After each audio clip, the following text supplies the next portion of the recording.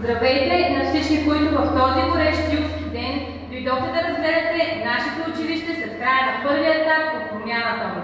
Гости на тържеството ни са инженер Иво Цветков, кмет на община Бяла Слатина, директори и учители от общинските училища госпожа Якова, госпожа Ячковска, госпожа Еляна Петрова, госпожа Бойчева от Народно читалище развитие, госпожа Наталия Феневска, представител на Движение 1 юни, госпожа Орета Колева, началник на РУО Враца и Петя Речева, експерт и много други.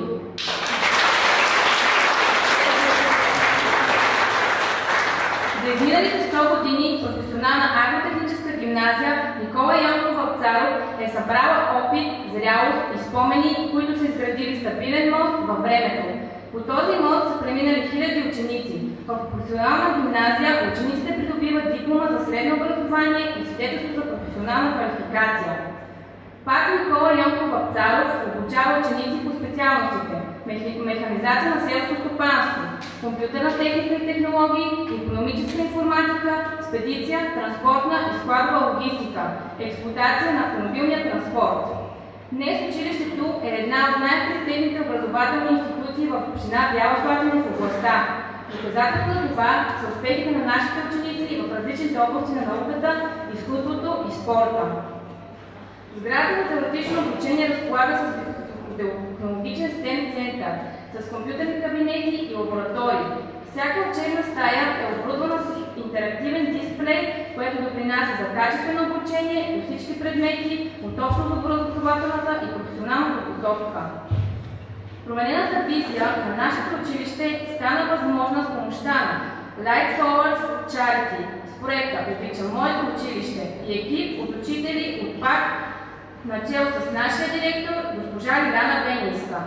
В екипа по проекта се включиха менеджер на целия проект господин Петко Петков,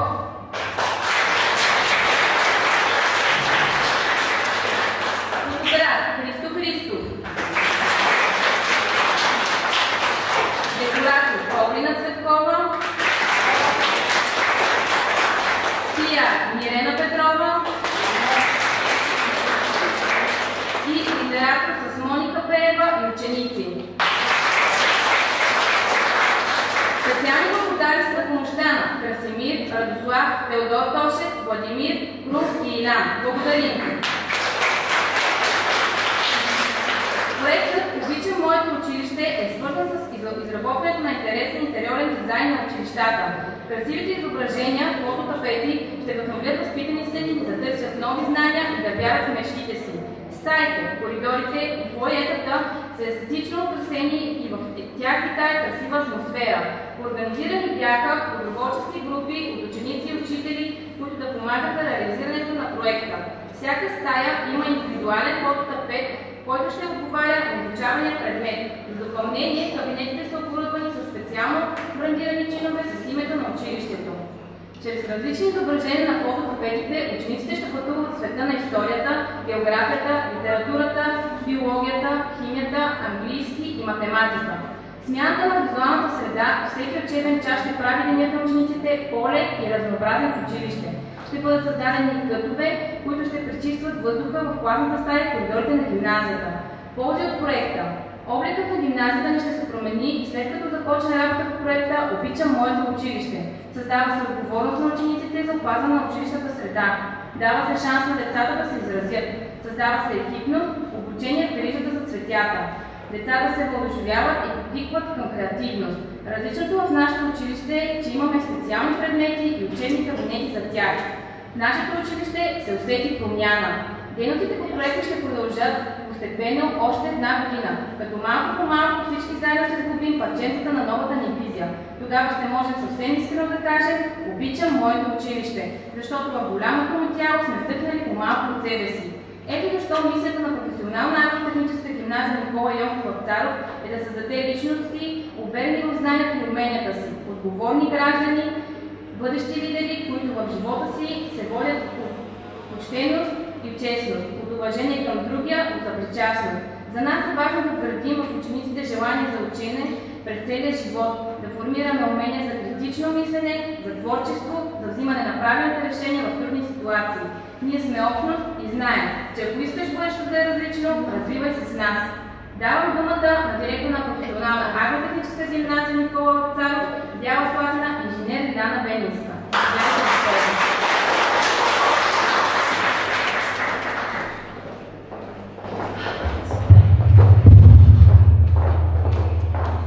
Уважаеми гости, скъпи учители, скъпи ученици, аз искам да благодаря на всички вас за това, че сме тук заедно и дойдохте на нашето събитие, а именно завършването на първия етап от проекта "Обичам моето училище". Проектът е съвместно с фондация Life Sorts, благодарение на която успяхме да направим за съвсем кратко време ремонт на 8 класни стаи, фоайета, коридори на първият и вторият етаж. На третият етаж вече това е вторият етап от проекта, който предстои да бъде направен през 2025 година. Също така предстои да бъде направен и разширение на STEM центъра на вторият етаж с 3 кабинета, също през 2025 година. Сега аз искам да благодаря на целият екип, който работи усърдно по този проект. Те вече бяха споменати, както и на учениците, които се включиха в дейностите. Изключително съм благодарна и на всички други учители, които взеха участие в това наше начинание.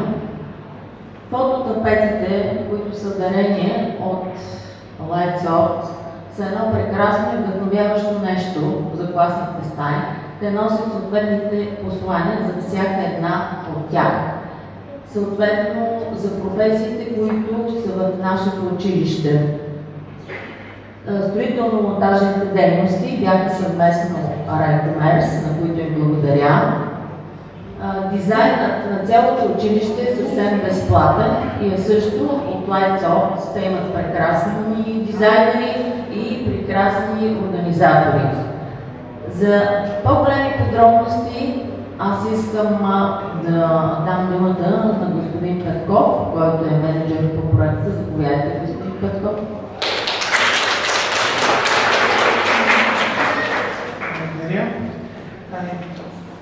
Детайлите бяха споменати горе-долу, но все пак да уточня някакви неща.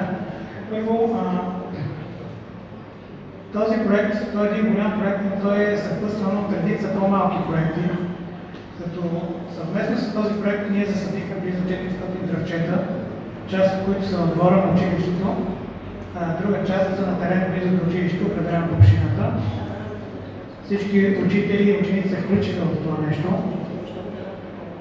Направихме редица благотворителни инициативи, благотворителни базари, с които събирахме средства да подпомагаме различни каузи. Също така има един друг проект малък, "Децата и цветята", в който ученици и учители се включиха в засаждането на цветя, които красят нашите класни стаи. Всичко, освен красиво, е помислено и за как ще бъде то в бъдещето и най-вече да е безопасно.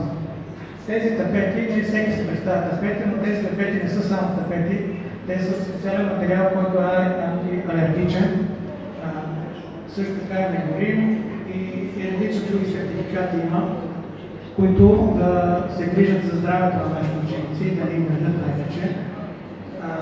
Чиновете, които направихме, които сложихме, те са специално за нас направени, брандирани са от една фабрика в Турция и пристигнаха. Имахме малко проблеми с митниците, но различен проблема. Също така, по този проект ние трябваше единствено да подготвим една стена, която да е подходяща за фототапет, но ние решихме с госпожа Бенинска и съответно екипа от училището да надградим малко този проект.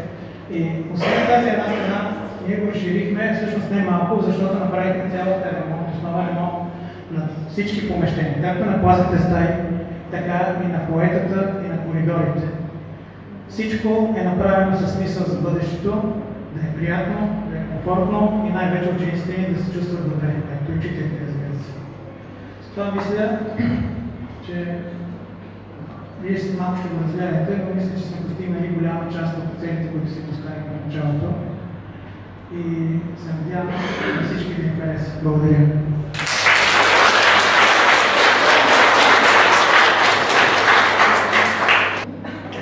Давам думата на госпожа Колева.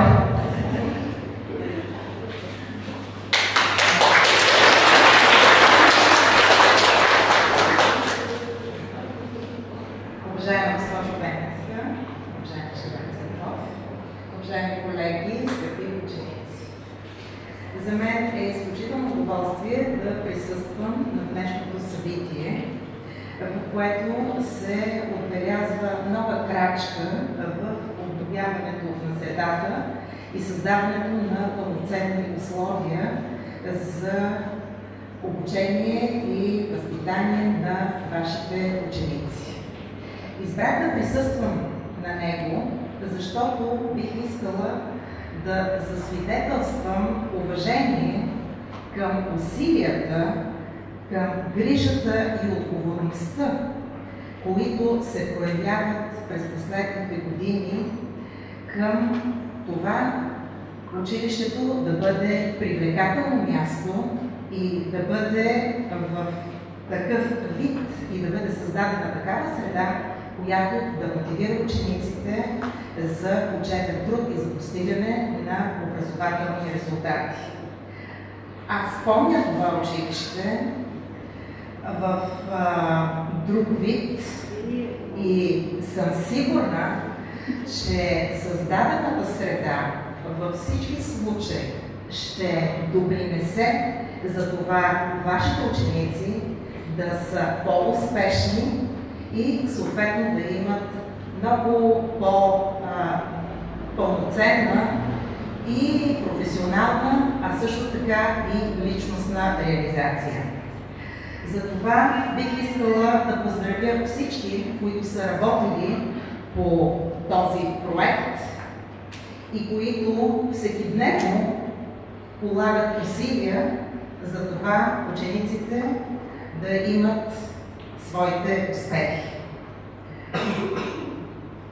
Човекът, който в голяма степен има принос за това, е госпожа Лиляна Бенецка.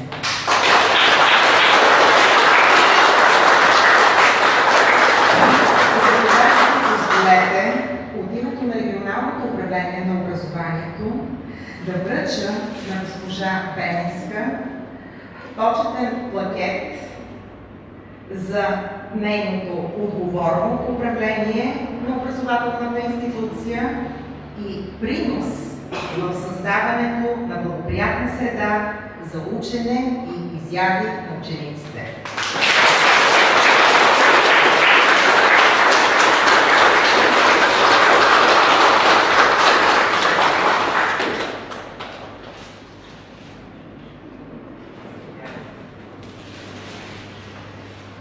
Учениците и на всички колеги пожелавам да обичате вашето училище, каквото е мотото на проекта, и да продължавате с съвместни усилия да градите неговото бъдеще.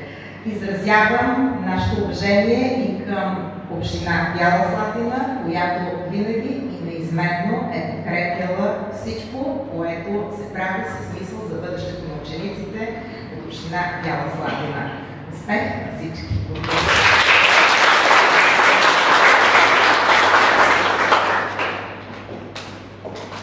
А сега може да заповядате и да разгледате нашето училище. Да е успешно, да се ползва със здраве,